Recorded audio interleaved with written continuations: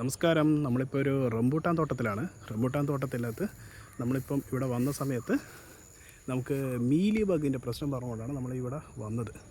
Mealy ബഗിൻ്റെ ഒരു issue നമ്മുടെ ഈ റംബൂട്ടാൻ തോട്ടത്തിൽ വല്ലാതെ ബാധിച്ചിട്ടുണ്ട്. അപ്പം ഇവിടെ നമുക്ക് എന്താ ചെയ്യാൻ പറ്റുക എന്നുള്ളത് നോക്കാൻ വേണ്ടിയിട്ടാണ് വന്നത്. അപ്പോൾ ഇവിടെ ഇവർ കെമിക്കലൊക്കെ അടിച്ചതാണ്, അസ്റ്റമപ്രൈഡ് പോലത്തെ കുറേ കെമിക്കലും കാര്യങ്ങളൊക്കെ അടിച്ചതാണ്. അപ്പോൾ അടിച്ചിട്ടൊന്നും ഇവർക്ക് കൺട്രോൾ കിട്ടാത്തതുകൊണ്ട് നമ്മളെ വിളിക്കുകയാണ് ഉണ്ടായത്. ഇത് കണ്ടോ, ഇതെന്താണ് സംഗതി? ഇതാണ് ആൽഗൽ റെസ്റ്റ്, റെഡ് ആൽഗയാണ്. റെഡ് ആൽഗേൻ്റെ റെസ്റ്റാണ്. ഇതൊക്കെ മൈനറാണ്, നമ്മളുടെ എല്ലാ മരക്രോപ്പിൻ്റെ അകത്തും കാര്യങ്ങളിലൊക്കെ വരുന്നതാണ്.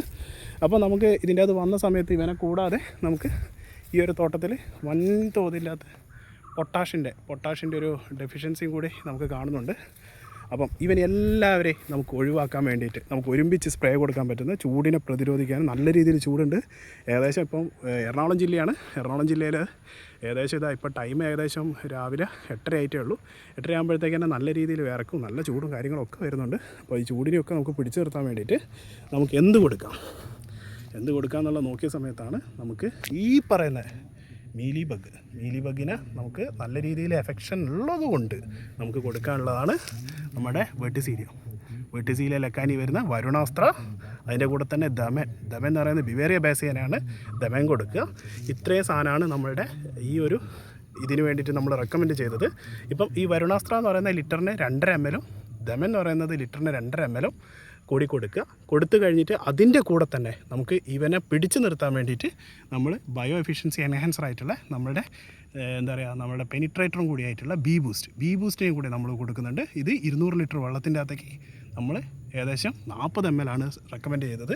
ഇവനെല്ലാം കൂടാതെ നമ്മൾ എന്ത് ചെയ്യുന്നു, ഈ 5G, നമ്മുടെ പുതിയ 5G ആണ് 5G നിയോ നമ്മൾ ഏകദേശം 1 ml 1 ലിറ്റർ എന്നുള്ള രീതിൻ്റെ അകത്ത് നമ്മൾ കൊടുക്കുന്നുണ്ട്. ഇത് എന്തിനാണെന്ന് വെച്ചാൽ നമ്മുടെ ഈ ചൂട് ക്ലൈമറ്റിൻ്റെ അകത്ത് നമുക്ക് ഇവനെ രക്ഷിക്കാൻ വേണ്ടിയിട്ടാണ് നമ്മൾ കൊടുക്കുന്നത്.